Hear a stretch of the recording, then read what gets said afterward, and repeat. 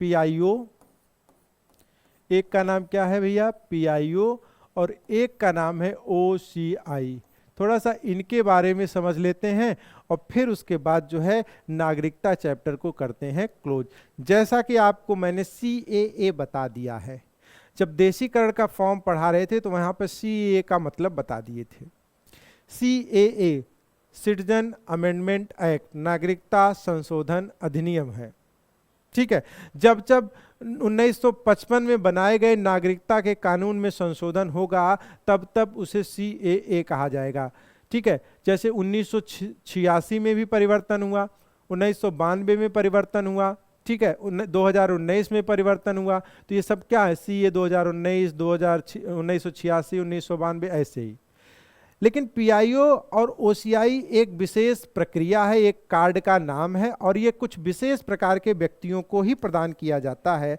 सबसे पहले बात करते हैं PIO कार्ड। थोड़ा सा इसका फुल फॉर्म पहले देख लेते हैं। इसका फुल फॉर्म होता है बेटा पर्सन इंडियन ऑर्गन। ठीक, ये एक प्रकार का क्या है, कार्ड है, इसको भी जानते रहिएगा। PIO का फुल फॉर्म है, और ये भी जानते रहना यह एक कार्ड है, यह एक कार्ड है। ठीक है, कार्ड का नाम है, जो किसको दिया जाता है, जो भारतीय मूल के विदेशी नागरिक को दिया जाता है, विदेशी नागरिक को दिया जाता है, विदेशी नागरिक को दिया जाता है। यानी भारतीयों को यह कार्ड नहीं मिलने वाला है। भारतीय मूल, जैसे आप भारत के हैं, किसी कारण से आपने विदेश की नागरिकता ग्रहण कर ली है तो आपको भारतीय मूल का विदेशी कहा जाएगा, और ऐसे लोगों के लिए ये कार्ड उपलब्ध है। अगर किसी को ये कार्ड लेना होता है तो ये कार्ड आप ले सकते हैं। ठीक है, इसकी शुरुआत कब की गई थी, इसका प्रारंभ कब किया गया था? अगर भारत में पूछे PIO कार्ड की शुरुआत कब की गई थी तो याद रखना भैया 1999 में इसकी शुरुआत की गई थी। PIO कार्ड की शुरुआत कब की गई थी? 1999 में की गई थी। लेकिन ये थोड़ा सा आप लेकिन जरूर याद रखना, लक्ष्मीमल LM सिंघवी लक्ष्मीमल सिंघवी समिति की सिफारिश पर या समिति के कहने पर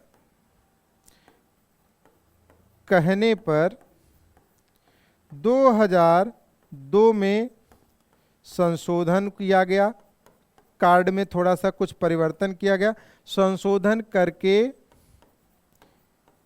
पुनः नए तरीके से लागू किया गया, पुनः लागू किया गया। इसीलिए अक्सर आप देखेंगे तो PIO कार्ड की जो डेट बताई जाती है कब जारी हुआ, 2002 बताया है, क्योंकि 1999 में जो इसका तौर तरीका बनाया गया था वो सही नहीं था।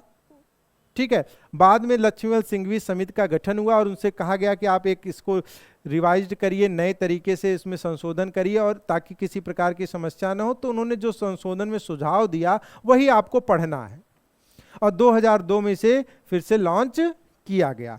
ठीक है, तो PIO कार्ड कब लाया गया पहली बार, ये हो गया, और संशोधन करके पुनः इसे कब प्रारंभ किया ये मैंने आपको बता दिया। और ध्यान देना बेटा, ये आपके लिए नहीं है, हम भारतवासियों के लिए नहीं है, बल्कि ये कार्ड भारतीय मूल के विदेशी नागरिकों को ही दिया जाता है, और इसका फुल फॉर्म है पर्सन इंडियन ऑर्गन, और यह एक कार्ड का नाम है। ठीक है भैया, चलिए अब थोड़ा सा बात कर लेते हैं फायदे की। फायदा क्या है इस कार्ड को बनवाने से, फायदा क्या है भाई? फायदा, अगर कोई इस कार्ड को बनवाता है तो उसको क्या क्या बेनिफिट दिया जाएगा।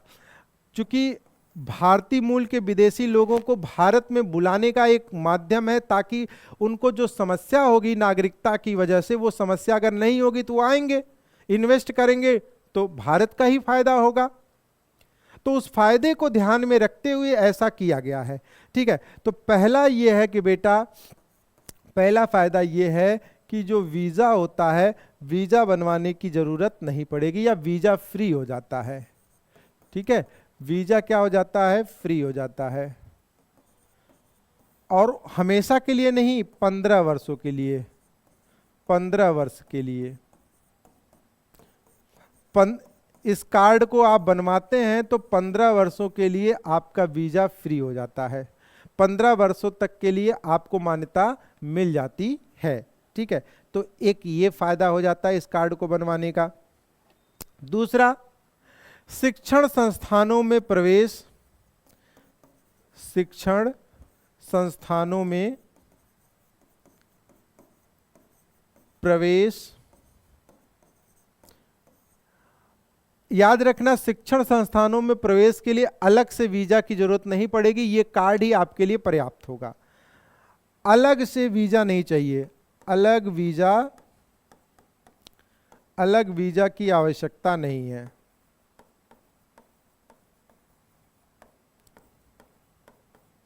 आप ये कार्ड बनवाए हैं और आप भारतीय मूल के हैं तभी तो ये कार्ड बनेगा आपके लिए, और आप बनवा लिए हैं तो अलग से वीजा की जरूरत नहीं पड़ेगी आपको शिक्षण संस्थानों में प्रवेश के संदर्भ में। ठीक है, ये कार्ड आपका पहचान पत्र के रूप में कार्य करेगा। जैसे आप लोग बनवाते हैं ना भैया, आधार कार्ड हो गया, ड्राइविंग लाइसेंस हो गया, ये कार्ड बनवाए हुए व्यक्ति के किस रूप में यूज कर सकता है, पहचान पत्र के रूप में इसका प्रयोग कर सकता है, पहचान पत्र के रूप में इसका प्रयोग कर सकता है। ठीक है, इस कार्ड के द्वारा आप संपत्ति खरीद सकते हैं, संपत्ति खरीद सकते हैं, भारत में संपत्ति खरीद के इन्वेस्ट करके जो है बिजनेस कर सकते हैं। लेकिन याद रखना, कृषि भूमि को नहीं खरीद सकते, कृषि भूमि को छोड़कर, कृषि भूमि को छोड़कर, इसको याद रखना, इस कार्ड के थ्रू आप कृषि भूमि को नहीं ले सकते हैं। ठीक है, कृषि भूमि के अलावा अन्य संपत्ति आप जो भी है, डायमंड, सोना, चांदी या जमीन ही लेना चाहते हैं, लेकिन वो कृषि जमीन नहीं होनी चाहिए।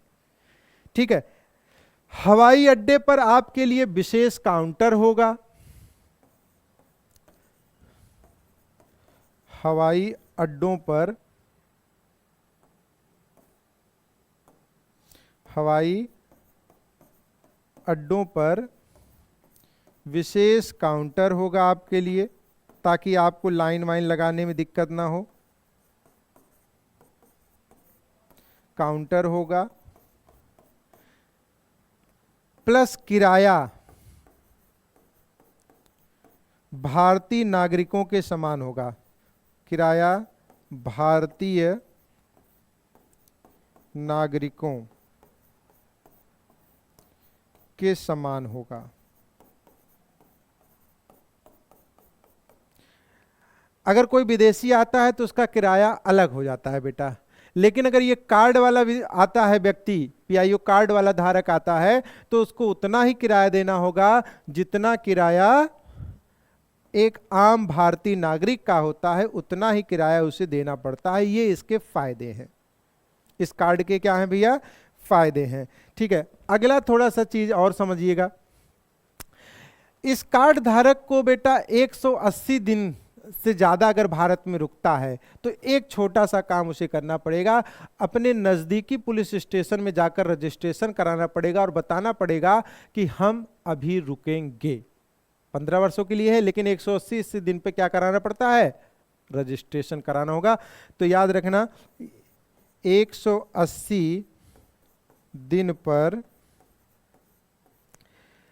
स्थानीय, जहां आप रहते हैं, स्थानीय पुलिस स्टेशन पर क्या कराना होगा, रजिस्ट्रेशन कराना होगा। स्थानीय पुलिस स्टेशन पर जाकर के रजिस्ट्रेशन कराना होगा। ठीक है, तो इतनी चीजें आपको दिमाग में रखनी है, और इस कार्ड के लिए इस तरह का है। मेन चीज क्या है, बिजनेस पर्पस के लिए आप अगर चाहें तो इस कार्ड को ले सकते हैं। ऐसा नियम कब बनाया गया था, 2002 में। और मैं मजे की बात बताऊं, वर्तमान में यह कार्ड नहीं है, और इसका स्थान ओसीआई ने ले लिया है। लेकिन चूंकि आपको ये जानना था कि पीआईओ कार्ड होता क्या है, इसके क्या बेनिफिट हैं, तो उसके संदर्भ में आपको मैंने ये चीज बताई है। ठीक है, तो चलिए आशा करते हैं कि आपको पीआईओ कार्ड समझ में आ गया होगा। ध्यान देना, पीआईओ का फुल फॉर्म बता दिया गया है, किसको दिया जाता है, किस किस समिति के सुझाव पर। ये रूल्स जो आपको अभी मैं बता रहा था, लक्ष्मीमल सिंघवी समिति की सिफारिश पर ये रूल्स बनाए गए और इन रूल्सों के साथ 2002 में इसे लागू किया गया। 2015 में अभी ये समाप्त हो जाएगा। अभी रुके रहिए, नोट करवा के अलग से लिखवाएंगे भैया। चलिए थोड़ी सी चर्चा हम लोग कर लेते हैं अब ओसीआई कार्ड पर। थोड़ी सी चर्चा हम किस पर कर लेते हैं, ओसीआई कार्ड पर। यह भी एक कार्ड है, भारत सरकार द्वारा दिया जाता है। अब बात करते हैं किसको दिया जाता है, लेकिन उससे पहले फुल फॉर्म को देख लेते हैं। इसका फुल फॉर्म होता है overseas of India, over citizenship of India.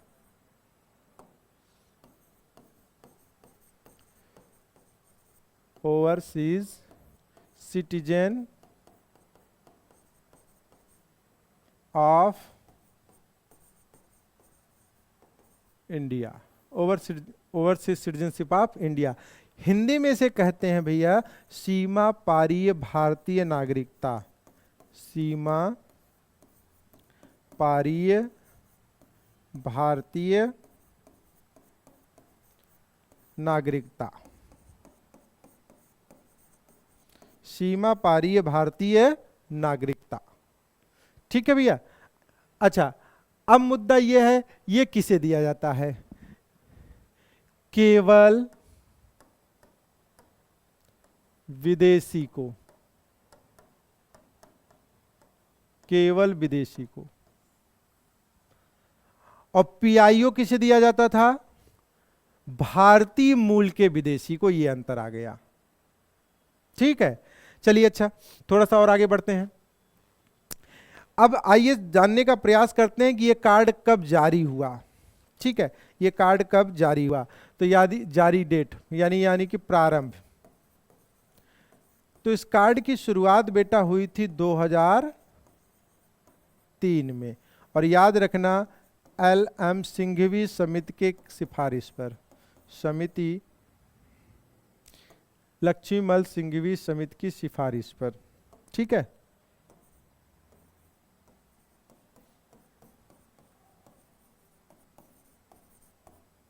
Laxmimal Singhvi समिति की सिफारिश पर 2003 में ओसीआई कार्ड की शुरुआत की गई थी।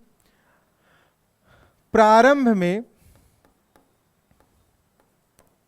मात्र 16 देशों के लिए मान्य था ये कार्ड, मात्र 16 देश के लिए था भैया ये कार्ड।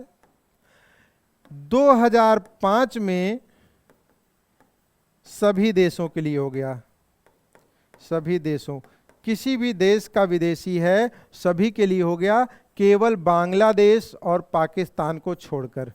केवल पाक मतलब पाकिस्तान, BAN मतलब बांग्लादेश को नहीं दिया जाएगा। तो पाकिस्तान और बांग्लादेश के लोगों को छोड़ करके सभी देशों के लिए ओसीआई कार्ड जो है मान्य कर दिया गया, याद रखना। और ये शुरू में क्या था, जो 16 महत्वपूर्ण देश हैं, जैसे अमेरिका है, ब्रिटेन है, आयरलैंड है, फिनलैंड है, न्यूजीलैंड है, ऑस्ट्रेलिया है, जर्मनी है, ऐसे 16 महत्वपूर्ण देशों के लिए ही लॉन्च किया गया था।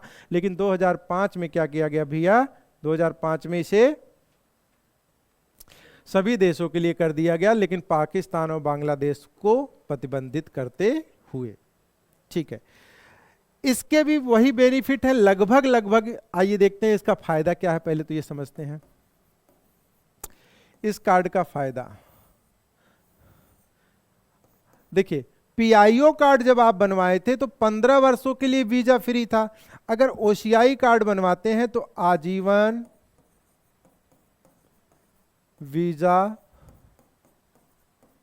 फ्री। इस कार्ड को बनवाने वाला आजीवन वीजा फ्री हो जाएगा, आने जाने में उसे फिर कभी दिक्कत नहीं होगी। और भारतीयों के समान माना जाएगा। यानी उनके साथ विदेशी वाला भेदभाव नहीं किया जाएगा। ये दूसरी शर्त रह जाती है भैया। निवेश में छूट, जितना चाहे इतना भारत में निवेश कर सकते हैं। निवेश में छूट, इन्वेस्टमेंट पूरा का पूरा जितना मन करे, चूंकि उसी लिए तो हम आपको बुला रहे हैं, तो उस पर हम प्रतिबंध नहीं लगाएंगे। पूरी तरह से निवेश में क्या होगा, छूट करेंगे। आप खूब बिजनेस करिए, खूब इन्वेस्ट करिए, भारत में मोस्ट वेलकम है। आप लोग ये कार्ड बनवा के आइए, ठीक है। अच्छा, दूसरी जो बात है, दूसरी जो कंडीशन है, संपत्ति भी ले सकता है, संपत्ति खरीद सकते हैं, लेकिन वही बात है, लेकिन कृषि भूमि को छोड़कर, कृषि भूमि को छोड़कर, ठीक है। हवाई अड्डों पर भी वही है, अलग काउंटर, हवाई अड्डों पर, हवाई अड्डों पर अलग काउंटर होगा आपके लिए, ठीक है। यात्रा भारतीयों के समान रखी जाएगी, भारतीयों के समान, मतलब जो चार्ज होगा, यात्रा का चार्ज होगा, वो भारतीयों के समान होगा, आपके लिए अलग से नहीं होगा, ठीक है।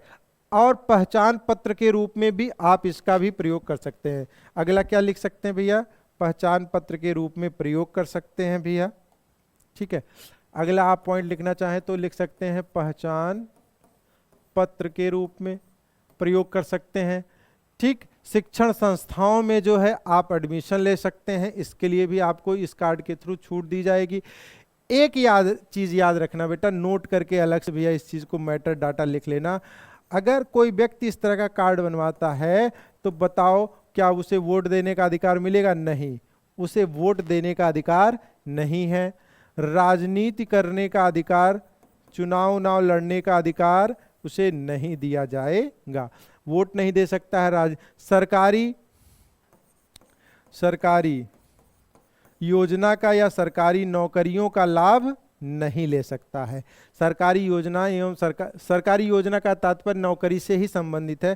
सरकारी नौकरियों का लाभ उसे नहीं दिया जाएगा, ठीक है। याद रखना, ये सारी सुविधाएं हो गई, ठीक। और फिर उसके बाद आपको क्या नहीं करना है ये बता दिया गया। पूरे भारत में आप भ्रमण कर सकते हैं, पहचान पत्र के रूप में इसका इस्तेमाल कर सकते हैं, इन्वेस्ट कर सकते हैं, शिक्षण संस्थाओं में एडमिशन लेकर पढ़ाई लिखाई कर सकते हैं। तो ये सारी सुविधाएं जो है इस कार्ड के थ्रू आपको दी जा रही हैं।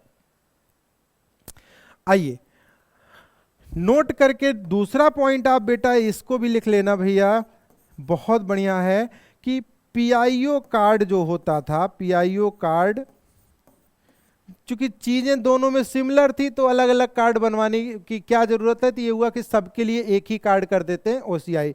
पीआईओ कार्ड का ओसीआई कार्ड में विलय कब किया गया? याद रखना, विलय 2015 में कर दिया गया।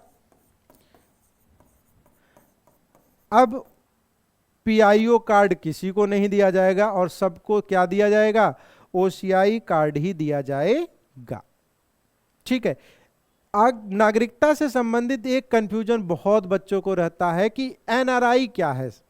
जैसे अब ओसीआई तो मैंने बता दिया, पीआईओ बता दिया, एनआरआई क्या होता है, थोड़ा सा उसकी चर्चा कर लेते हैं भैया। चलिए, एनआरआई क्या होता है उसकी चर्चा कर लीजिए, बहुत छोटा सा पॉइंट है, खत्म हो गया है। NRI, non resident Indian, non resident Indian, ठीक है। इसका मतलब है, देखिए 180 दिन से ज्यादा, 180 दिन मतलब 6 महीना हो जाता है ना, 180 दिन, ठीक है, दिन से ज्यादा, या 182 भी कर सकते हैं, 182 दिन से ज्यादा विदेश में किसी कारण से रहने वाला भारतीय नागरिक।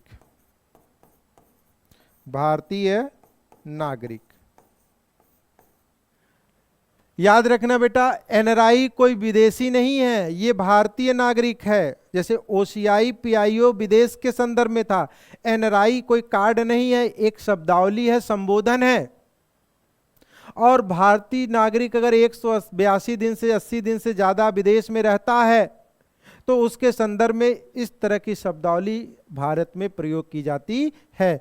ठीक है, तो ये भारतीय नागरिक हैं, तो जो आप लोग भी भारतीय नागरिक हैं, जो आपको सुविधा मिलेगी वो इनको भी मिलेगी। बस अंतर ये है कि इनके लिए एक अलग से संबोधन वाक्य लिया गया है, बस, और कुछ नहीं है। ये इसका हौवा मत बना दीजिए, ये कुछ है नहीं।